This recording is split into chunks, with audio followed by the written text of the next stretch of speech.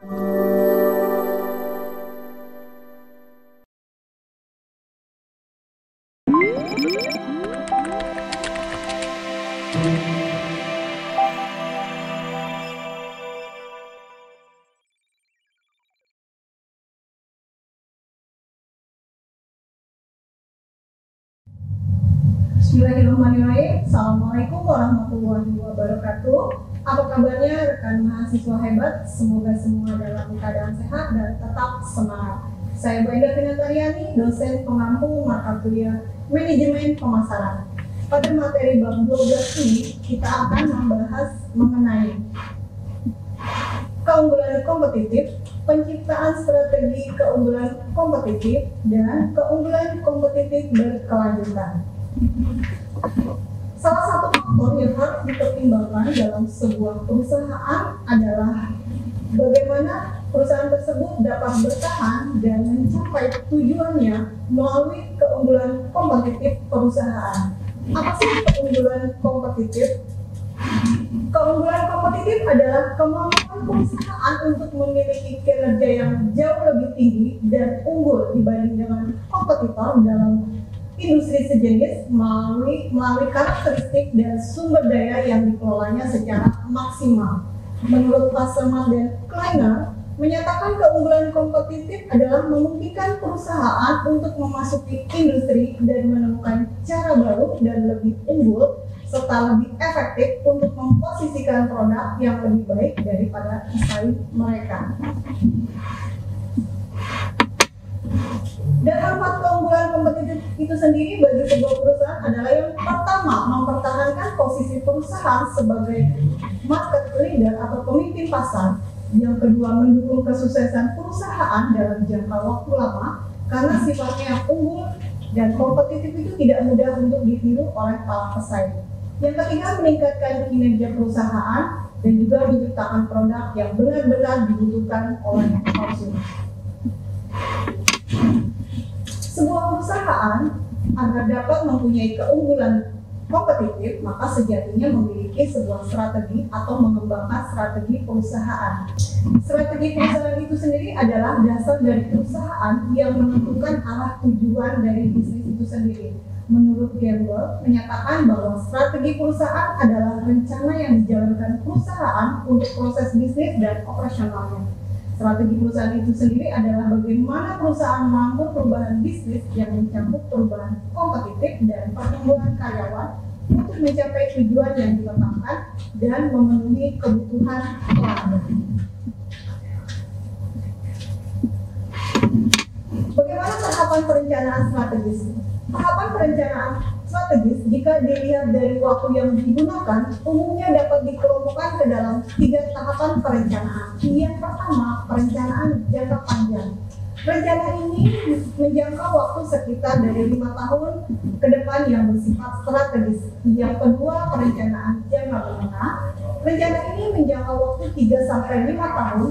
Sifat perencanaan juga lebih konkret dan sasaran yang akan dicapai jelas. Yang ketiga, perencanaan jangka pendek.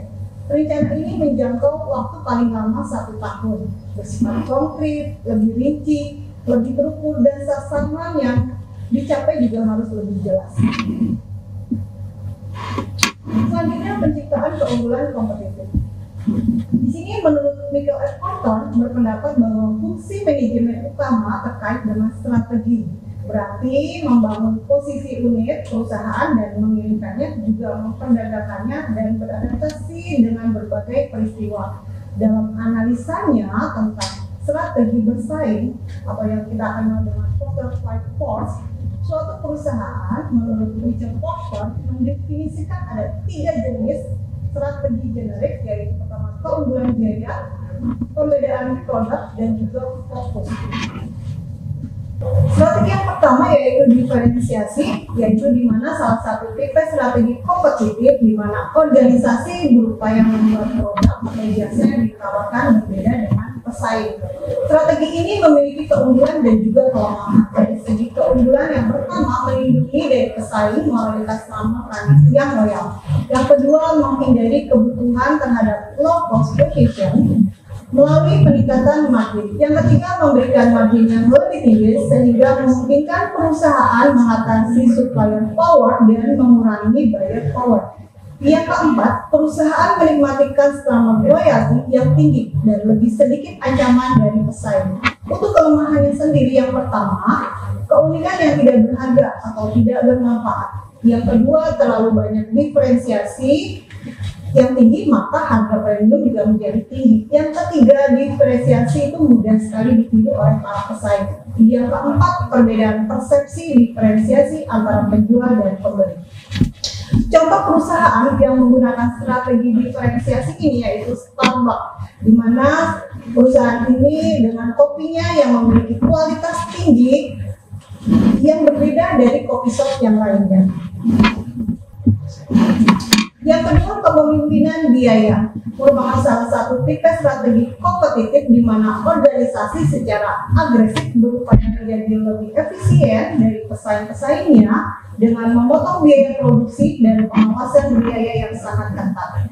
Di sini juga memiliki keunggulan dan kelemahannya dari strategi ini. Dari keunggulannya, yang pertama, perusahaan dapat mencapai return di atas rata-rata. Yang kedua, melindungi dari kompetisi oleh pesaing. Yang ketiga, melindungi perusahaan dari pembeli yang berdaya beli tinggi.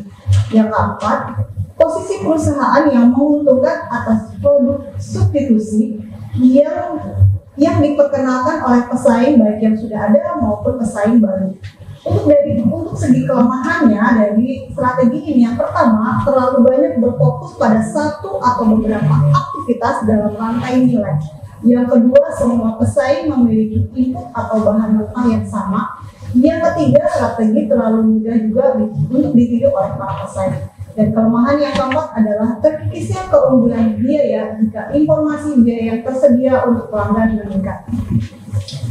Perusahaan yang menggunakan strategi diferensiasi ini contohnya adalah Bicola dari AEZ Group yang mampu membuat produk minuman bersoda dengan harga yang lebih murah dibanding dengan produk sejenis seperti Coca-Cola dan Pepsi yang menyebabkan pembeli beralih ke merek Bicola ini. Lalu selanjutnya strategi fokus, di mana salah satu strategi kompetitif ini yang menekankan pada konsentrasi terhadap suatu segmen pasar atau kelompok pembeli tertentu. Strategi ini juga memiliki keunggulan dan kelemahannya. Keunggulannya adalah yang pertama, dapat mencapai return di atas rata-rata. Yang kedua, memberikan perlindungan terhadap tekanan persaingan. Yang ketiga, fokus dapat digunakan untuk memilih ceruk di mana pesaing paling lemah. Dan yang keempat, mengurangi pengaruh supplier power. Untuk kelemahannya sendiri dari strategi ini, yang pertama, pengikisan keunggulan biaya dalam segmen yang sempit. Penawaran produk dan jasa yang sangat terfokus merupakan salah satu persaingan oleh pendatang baru dan peniruan. Yang ketiga, perusahaan dapat menjadi terlalu terfokus pada usaha memuaskan kebutuhan pelanggan. Untuk fokus sendiri, strateginya terbagi dua, yaitu strategi fokus low cost dan strategi fokus differentiation. Strategi fokus low cost ini biasanya diterapkan oleh perusahaan perseorangan yang memproduksi produk dengan merek pribadi atau produk yang hanya dikenal oleh kalangan tertentu.